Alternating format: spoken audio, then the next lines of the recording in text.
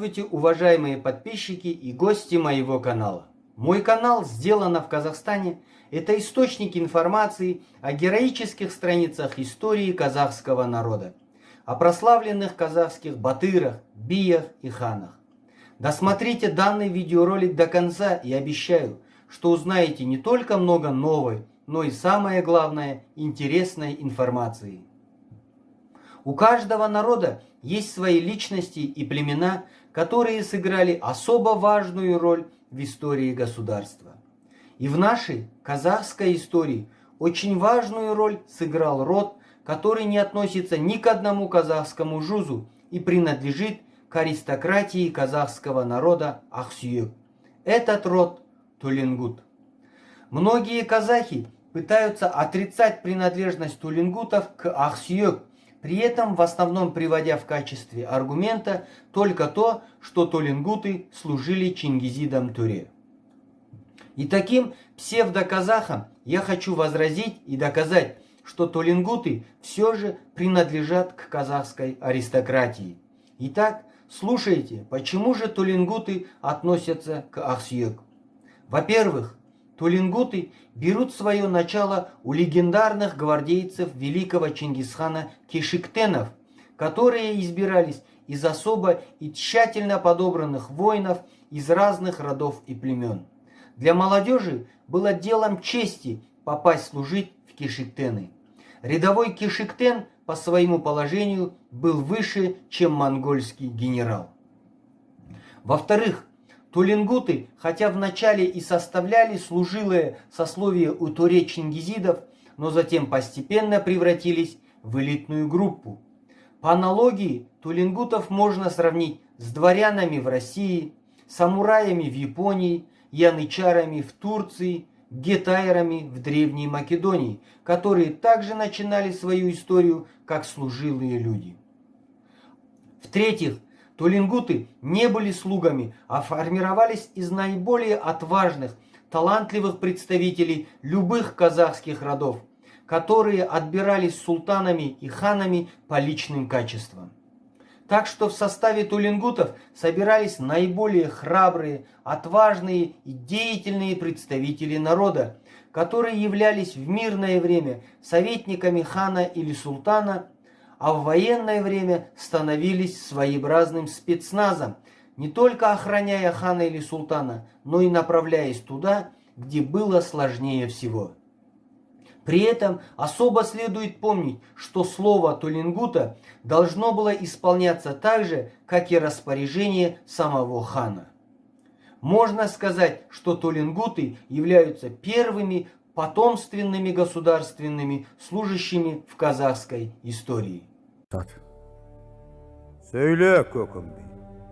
Қан демекші, осы төлеңгіттердің адам құнын төлеуден босатылғанын білеміз. Бірақ ел арасында қарақалық кейде оған көнбей даудамай шығаруда. Елден салық жинағанда белден басатын төлеңгіттер бергенді жолымен, бермегенді қолымен тартып әкетеді. Сонда оларға тосқауыл болар пәрмен жоқ па? Әлде төреге жүрген үкім төлеңгіттерге жүрмей ме? Сөзің орынды Көкімбей. Бірақ төлеңгіттер елден салық жинағанда өздері үшін жимайды. Олар менің ең сенімді қызметкерлерім. Тәртіпке бағынбағандарды да қатаң жазалайтын солар. Ханның қаһары төлеңгіттердің қылышының жүзінде.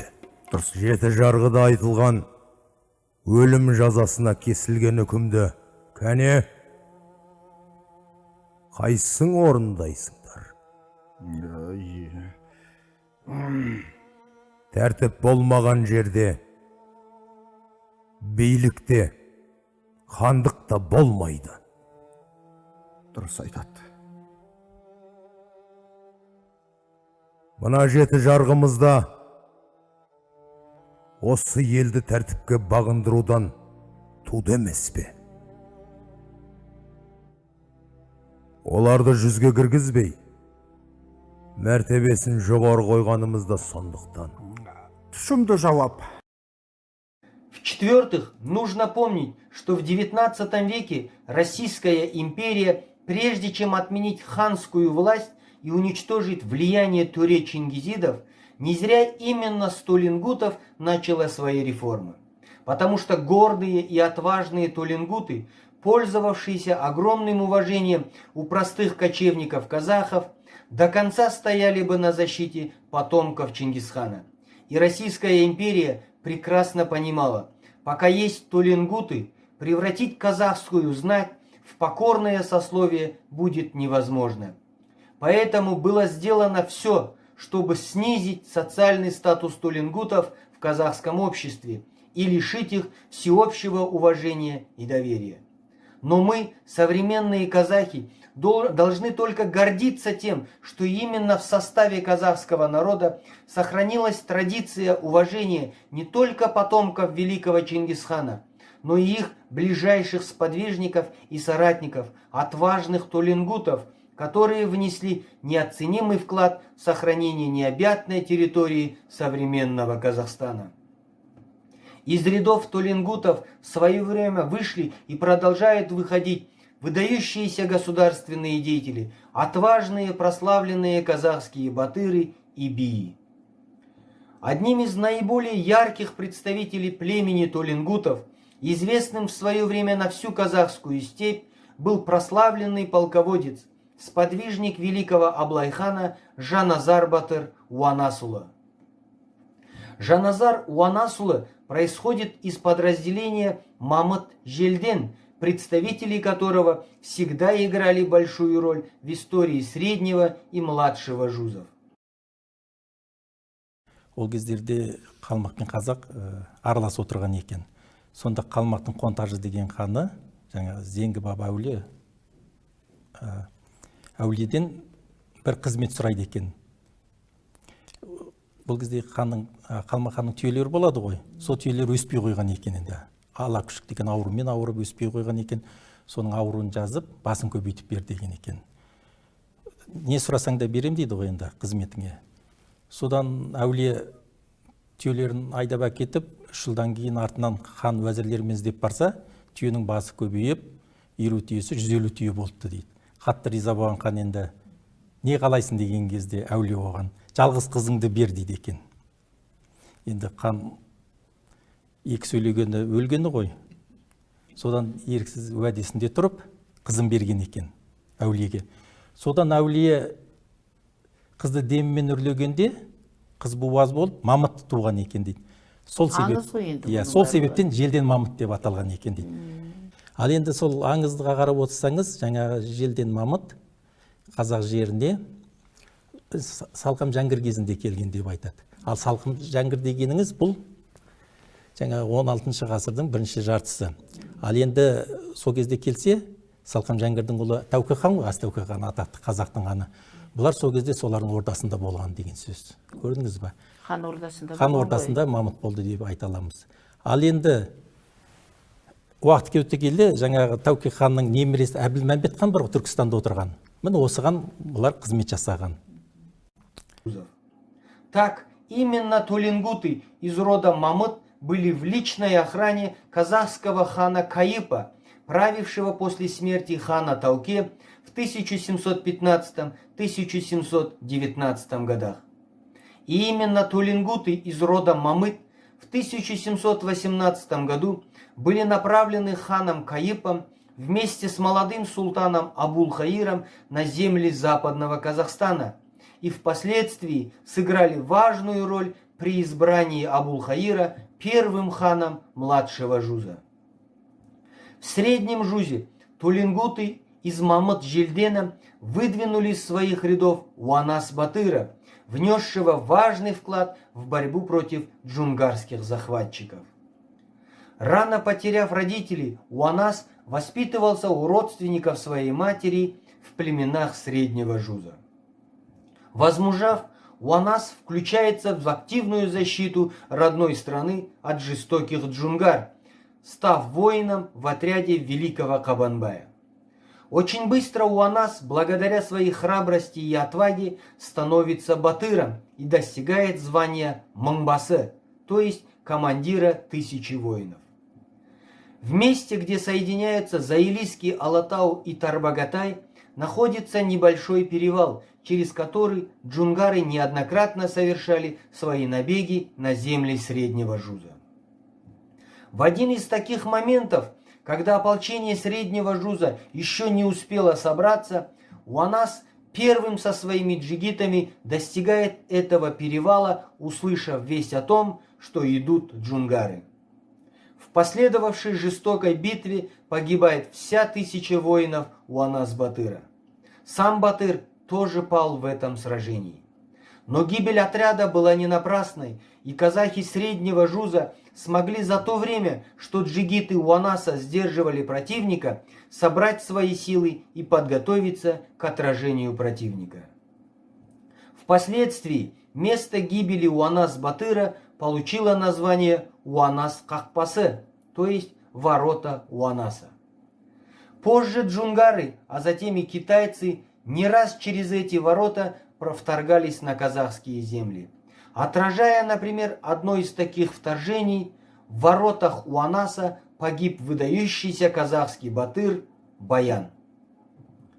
Первым, кто не только внес географическое название Уанас-Қақпасы в карту Казахстана, но и способствовал восстановлению имени Уанас-Батыра, является известный ученый-картограф Молдияр Серікбаев. Ал енді Бетпақдаланың шөлінде, мына Таңбалы тас маңында Уанастың діңі деген әулиенің моласы бар. Бұл тастан қаланған, көнеден келе жатқан мола күн жарқырап түскен кезде бірде ақ түске боялады, бірде қызыл түске боялып, қоңырқай тартып құбылып тұрады. Ал енді соның басынан өтіп бара жатқан қазақтар Уанасты әулие санап, құрбандық шалып, мал сойып өтетін болған. Сын Уанас-Батыра, Жаназар, также стал удивительной и незаурядной личностью, сочетавшим в себе одновременно отважного воина, мудрого полководца и святого человека-аулие с мифическими способностями. До наших дней дошла известная легенда о 2 змеях Жаназар-Батыра. Согласно известным казахским летописцам Сейсенбаю Бауову и Адылжану Өнербаеву, звучит эта легенда следующим образом.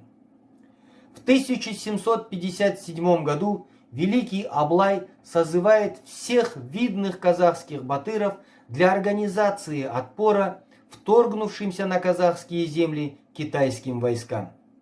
В течение определенного времени почти все батыры собираются в ставке Аблая, кроме Жаназар-Батыра. Узнав об отсутствии своего близкого друга и соратника Жаназара, Аблай распоряжается ждать его, не двигаясь с места. Только через 2-3 дня глубокой ночью Жаназар-Батыр со своими воинами является в ставку султана Аблая. На следующий день, когда нужно было с утра двигаться в поход, Жаназар-Батыра снова не оказалось в рядах войска. И тогда другие казахские батыры начинают роптать и выражать недовольство.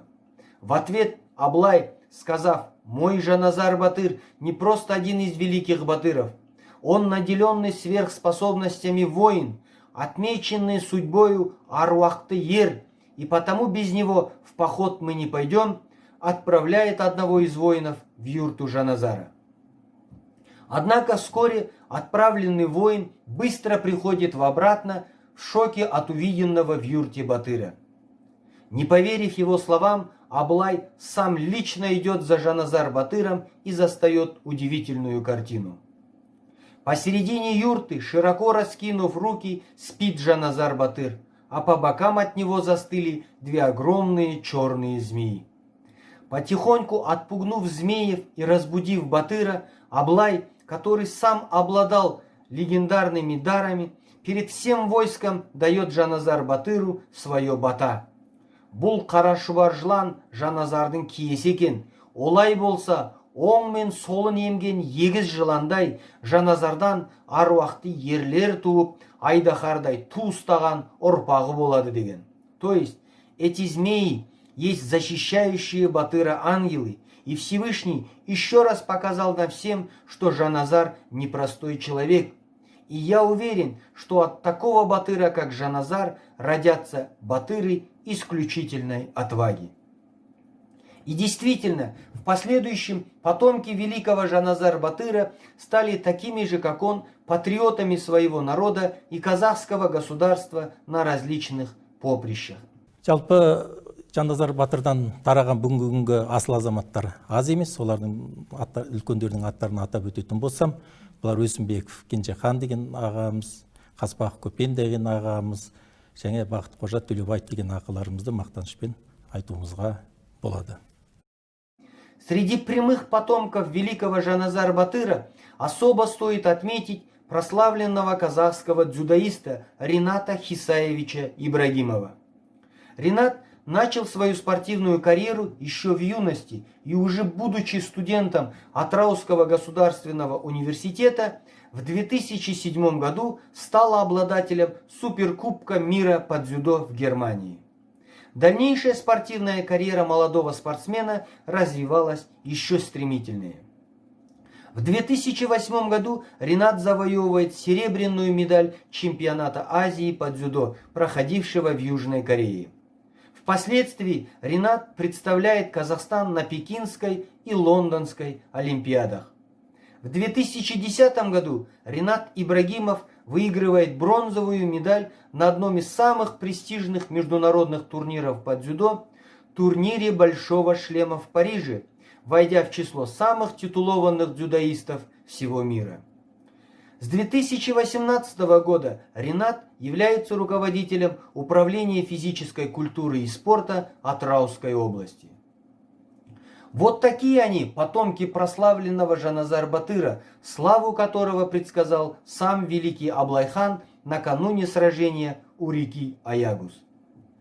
В произошедшем сражении у реки Аягус в 1757 году никто из казахских батыров не смог сравниться с Жаназаром и его туленгутами по совершенным подвигам. И тогда весь казахский народ понял, почему Аблай так особо ценит этого батыра. Сам Кабанбай, главнокомандующий казахским ополчением, после Аягусской битвы выразил особую благодарность Жаназар Батыру, назвав его Аруахты Батыр и приказав пронести перед всем казахским войском черно-полосатый флаг Жаназара, который был подарен его предками самим великим Чингисханом. После Аягусского сражения с китайцами в столице казахского ханства, священном Туркестане, был созван Курултай. Здесь для предотвращения новых вторжений китайцев и защиты восточных рубежей от остатков Джунгар было решено направить в Восточный Казахстан сына казахского хана Абулмамбета, султана Абулпеиза. По распоряжению казахского хана Абулмамбета к Абулпеизу были присоединены несколько родов туленгутов, а туленгут Жаназар Батыр был назначен начальником личной охраны султана. Главным советником Абулпеиза стал другой туленгут, Алмирзак Аталык из рода Мамадаир. Инициатором этих двух назначений стал один из самых влиятельных казахских биев, воспитатель двух ханов Среднего Жуза, правитель Туркестана Туленгут Нияз Аталык. Это событие в книге Сапара Өзбекұлы Мұра описывается следующим образом. Осы кезде Нияз Аталык орнынан тұрып Әбілпейіздің жанына келді. Құс қанатымен ұшады, құйрығымен қонады деген қазақтың ескі сөзі бар. Сен қыран құс болсаң, сенің қанатың мен құйрығың соныңнан ерген елің. Елің кедей, ұрлықшы, зорлықшы, жағымпаз болса, қанша талпынғанымен биікке самғап шалмайсың. Нияз Аталык осылай деді де, күлтөбенің үстінде қатар-қатар отырған батыр билердің арасынан біреуді іздегендей әрлі-берлі қарап, ақыры таба алмаған соң, Өмірзақ мырза бар ма осы жерде деп, күндей күркіреген даусымен өзінің жақын туысы Арыстан Аталықтың баласы Мамадайырдың тұқымынан тарайтын інісін шақырып алып, менің өз жеке қарамағымдағы Төлеңгіт руымнан 1000 шаңырақ Өмірзақ пен Жаназардың бастауымен осы Әбілпейізбен бірге барады. Соған қызмет істейді, өлімге жұмсаса да қияметте сұрауы жоқ деген. Сол кезде Өмірзақтың аға неге біз баруымыз керек деген сұрағын ести тұра Нияз Аталық бауырым бұл елдің бірлігі үшін керек деп қысқа қайырды. Осы оқиғадан кейін 10 шақты ұрпақ ауысты. Қазақ талай аумалы төкпелі заманды бастан кешірді. Қара шыбындай қырылған кездері де болды. Бірақ Әбілпейіздің соңынан еріп Шұбартау Шыңғыстауға кеткен төлеңгіттер арасында бұл елдің бірлігі үшін керек деген сөз мәтел болып сақталып, әлі күнге дейін орындалып келеді. Вот так, по предложению великого Нияза Аталыка, было решено направить 1000 семей төлеңгутов из родов Мамыт и Мамадайыр вместе с молодым султаном Әбілпейізом. Нияз Аталык прекрасно знал обоих, и Жаназара, и Өмірзақа, и поэтому нисколько не сомневался в том, что они смогут стать надежной опорой молодому султану. Вообще, имена этих двух төлеңгутов, Жаназара и Өмірзақа, никогда не следует упоминать по отдельности. Говоря об одном, невозможно обойти другого. Бескорыстная и преданная дружба отважного Жаназара и мудрого Өмірзақа являются образцом того согласия, о котором можно только мечтать, особенно сейчас. Даже умерли они почти в одно и то же время. И если Жаназар был выходцем из потомственной семьи казахских батыров, известных всему казахскому народу, то Өмірзақ Аталық тоже принадлежал к семье, выходцы из которого с самого начала играли исключительную роль в истории казахского государства.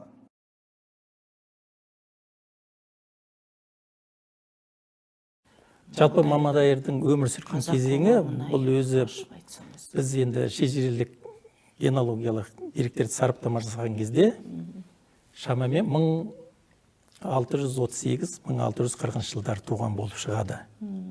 Жалпы жаңа Мамадайырдың шыққан тегі бұл Алтай Сайдалы тұқымдары болады. Арыстан, Алтай Сайдалы, Сайдалдан Арыстан туады ғой. От Арыстаннан 4 бала. 4 баланың үлкені Мамадайыр, Мамашық, Барқы және Тоғызақ. Негіз бұлар 9 болған. 5-еуі соғыста қайтыс болған деп айтады шежіреде. Сонда Мамадайыр аталарымыз сол Әстәуке ханның ордасында болған. Енді бұл Арыстан Аталық болғаннан кейін, Аталық әулеті болғаннан кейін, Мамадайырдың негізгі функциясы бұл әскери қосындарға қолбасшылық жасау болған. Кейіннен енді ол кезде қазақ хандығына қараған жаңағы ноғайлар бар, қырғыздар бар, қарақалпақтар бар, Тәшкен билігі бар. Осыларды қазақ қолына билігінде ұстау үшін бұлар хан сұлтандарымен ауыл болып көшіп, сол жерлерге барып, кейін бұлар Төлеңгіт атанып кеткен. Негізгі тарихы осылай. И потомок этих великих деятелей Арыстана и Барқы, Өмірзақ, с детства воспитывался в рамках патриотизма, и поэтому Нияз Аталык остановил свой выбор именно на нем. И проницательный Нияз Аталык не ошибся. Оказавшиеся на земле, где очень долгое время было господство джунгар, а теперь чуть ли не ежедневно вторгались китайцы, на земле, которую после уничтожения джунгарского ханства никак не могли поделить между собой найманы и киреи, Жаназар Батыр и Өмірзақ Аталық не только не растерялись, а скорее наоборот. В достаточно короткое время были разрешены все спорные вопросы по распределению земель между казахскими племенами. В Китай было направлено несколько посольств, которые добились прекращения нападений китайских войск. Была четко установлена граница казахского государства с Китайской империей. Именно благодаря ближайшим сподвижникам Әбілпейіз султана, отважному Жаназар Батыру и мудрому Өмірзақ Аталыку мы сегодня обязаны тем, что Жетісу, Алтай и Тарбағатай являются казахскими территориями, а казахи, жившие в этих регионах, сумели сплотиться вокруг них и отстояли восточные границы казахского государства. Вот тогда и стала складываться у казахов дошедшая до нас известная поговорка: «Жаназардың туына, өмірзақтың құтына жиналған, сиырдың бүйрегіндей 40 рудан құралған төлеңгіт». В освоенных территориях Жаназар Батыр быстро начал собирать вокруг себя и давать батырское воспитание наиболее храбрым представителям рода Туленгутов, многие из которых стали известными на всю казахскую степь полководцами и военачальниками. Среди воспитанников Жаназар Батыра в первую очередь следует назвать его родных братьев Ерназара и Куназара. Ерназар Батыр, конечно же, не успел превратиться в крупного казахского полководца, потому что в одной из битв попадает в плен к джунгарам. И тогда джунгарский правитель со словами «Мұның иесі бар адам екен, қолыңа қапыда түсіп қалыпты. Егер көзін жоймасақ, кешке қашып кетсе, басыңа заман ақырды осы орнатады» деген сөздермен приказал сжечь его заживо. Куназар же в казахском народе больше известен под именем Кунан Батыра. По легенде, приобрел он это прозвище следующим образом. Однажды Аблайхан спросил у юного Куназара, какое оружие является самым лучшим. И тогда юный Батыр якобы ответил, что попадется под руку во время набега врага, то и есть лучшее оружие. И вскоре на аулы туленгутов, не ожидавших нападения, неожиданно совершают набег джунгары. Выбежавший навстречу врагу Куназар вырывает лопатку у своего 3-летнего коня и с ней бросается на врага. После этого он и начинает прозываться у казахов Кунан Батыр. Кроме Ерназара и Куназара, воспитанниками Жаназар Батыра также являются герои войны с калмаками Тленши Батыр и Байсак Батыр, прозванные в казахском народе Кос Батыр, а также храбрый Койтан Батыр, прозванный Әулие Батыр, от одного имени которого китайцы быстро отступали из захваченных земель. Кроме того, именно Жаназар Батыром был воспитан один из лучших наездников казахского народа Такай Батыр, прозванный за свою отчаянную храбрость Көзсіз Батыр. Сам отважный Жаназар Батыр на протяжении 30 лет не сходит с коня, сражаясь против врагов родного народа в Восточном Казахстане. Почти во всех крупных сражениях второй половины XVIII века с узбеками, калмаками, джунгарами, китайцами и туркменами участвовали отряды Туленгута Жаназара, показывая чудеса храбрости. Не зря Жаназар Батыр был указан в списке 32 самых влиятельных правителей Среднего Жуза наряду с Қаздаусты Қазыбеком и Карагереем Кабанбаем, который был написан в китайской хронике под названием «Казах тайпаларның саны туралы» в 1758 году. Всю свою сознательную жизнь проведя в седле и с копьем в руках, прославленный Жаназар Батыр и умер в бою со словами «Тағдырымнан озбайын, ата жорасымен жаудан өлуім керек». Произошло это якобы на берегах Черного Иртыша, когда отряды Жаназар Батыра отражали очередной набег уренхайцев и дурбутов. По преданию, Жаназар Батыр сразил 5 врагов, но умер одновременно пронзенный 10 копьями противника. Это событие описывается в книге Шаңшқылы Бердіғожа Батыр, составленной Қасымбековым и Қыдралиевым. Жаназар Батыр после смерти был захоронен тайно, и место его захоронения особо не афишировалось. Связано это было с тем, что родственники Батыра опасались, что если враги узнают о месте захоронения великого Батыра, то могут надругаться над его телом. Также тайно, например, в свое время были похоронены такие великие казахские батыры, как Карагерей Кабанбай и Шахшақ Жәнібек. Из поколения в поколение потомки Жаназар Батыра только устно передавали друг другу место, где лежал их великий предок. После обретения независимости, когда вновь стали возрождаться имена казахских национальных батыров, место захоронения Жаназар Батыра становится общеизвестным. Оказалось, что согласно личной просьбе великого батыра, его похоронили рядом с Өмірзақом Аталықом. Негізі ол зират 3 адам жерленген. Өмірзақ бабамыз жерленген, оны зираттың сол кезде басын көтерген Жаназар Батыр екен. Артынан өзі барып жатқан, өз өсиеті бойынша сол жерге жерлеген. Үшіншісі қыз бала, ол Өмірзақтың қызы немесе қарындасы деп есептейді. Бұл үшеу жерленген сол. Зираттың тарихы солай. В 2011 году недалеко от реки Еспе, в 40 километрах от озера Балхаш, благодарные потомки возвели на месте захоронения великих сынов рода Төлеңгут Өмірзақ Аталықа и Жаназар Батыра величественный мазар. Причем стоит особо отметить, что белый камень для мазара специально доставляли из Маңғыстау, Ақтау и Жаңаөзені. 11 жылы екі атаның басын тауып, басына ескерткіш қойдық. Габра тастан биіктігі 2,5 метр болады. Сол тастың сондай бір қара көк түсті тастың бетіне жаңағы екі атамыз туралы деректер жаздық. Және осы Төлеңгіт болысы туралы деректер қалдырған Шоқан Уәлихановтың және Әлихан Бөкейхановтың сөздерінде қашап жаздық. Ал енді тастың шарбасына арғынның таңбасы менен Төлеңгіттің шұбаралатуын қоса салдық.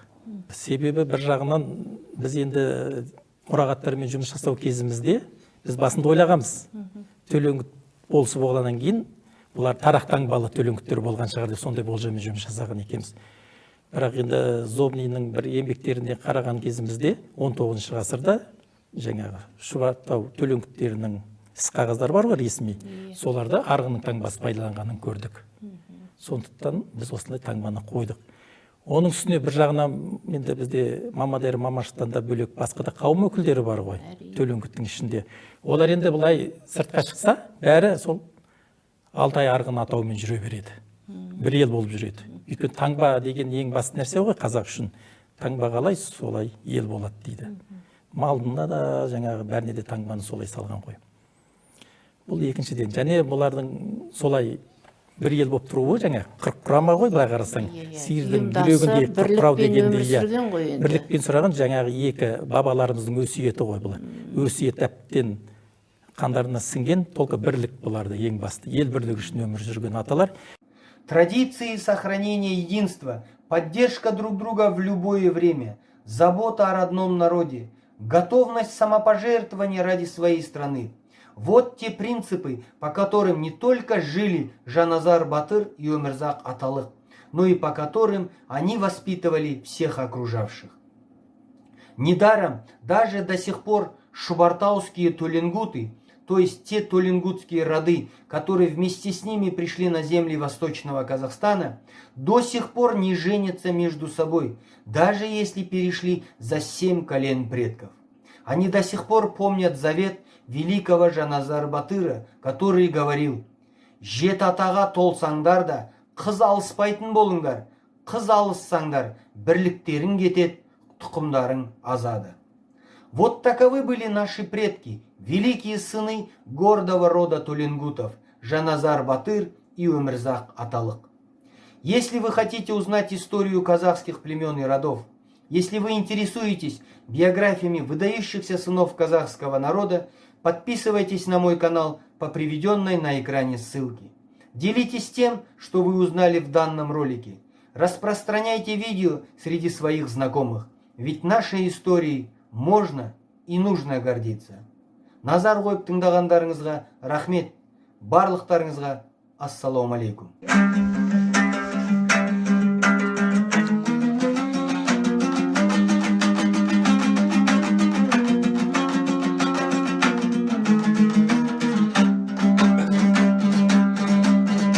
Шыбыры тұлға бір сәңгегер жалындай, тұтас өскен қараған мен тобылғай, тау мен далам шыбыры болған сол, шыбыры тау деп ат қойып тауғындай.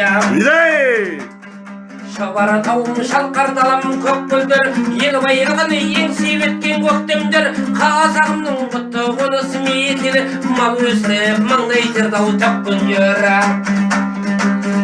Кенже толы тас қорамның алқымы, майны шат пен мұз беріп халқымның, алтын қалпақ деп атаған қалқымды, ақбастау мен құсымырының алтыны. Құнарым өшірейтердің керегі, төл тумама малға да сол керегі, континенттің тым құры вақтың жатадау, климатың қатты болып келеді ауа. Бастау алып талай аңыз қанша жыр, өтті содан бері қанша жыр, Ребайға бермек болып әкесі, құса болды уайдай сұлу барша гүл, қауаталыке қара тастайға салған, қай қазақтың қыз әкенен насалған, биік тастан терең суға құзғылып, содан келмен барша тасым батанған. Жасыл далам кейлеп өскен бедері, талғайындар құздан төмен түреді, тиек өзінде қайталанбас көрігің бар, көк жүрсін ақселеулі күресім. Қалын орман қаптап өскен жан-жағы, бәйқанастай өзенім бір арналы, балық бекпен байғошқардан бастауап, құйылатын балқашпенен арнасы, құрбақын астаған дері сары бар, құрмен қусақ айғыз бір күн тағы бар.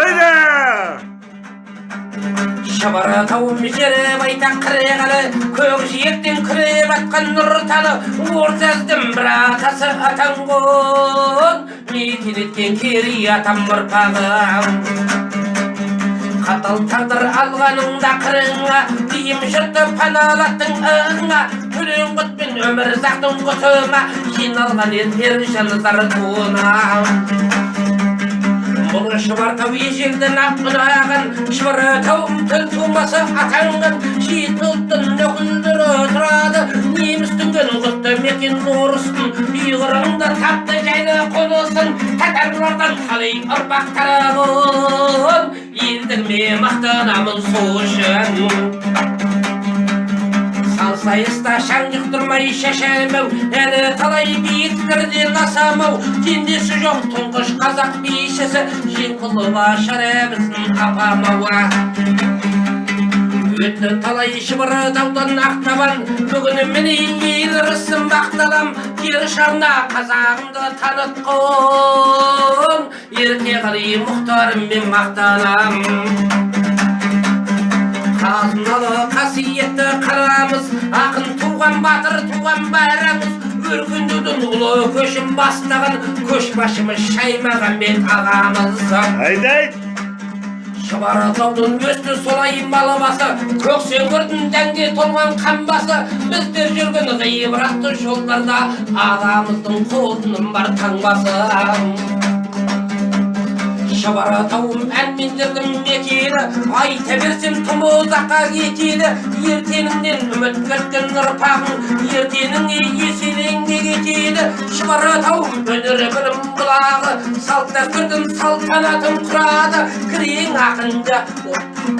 ақын жазушы мен ғылымдар, өнер оған өнер, батыр шыбар, тауда шыбар, тауда отырады.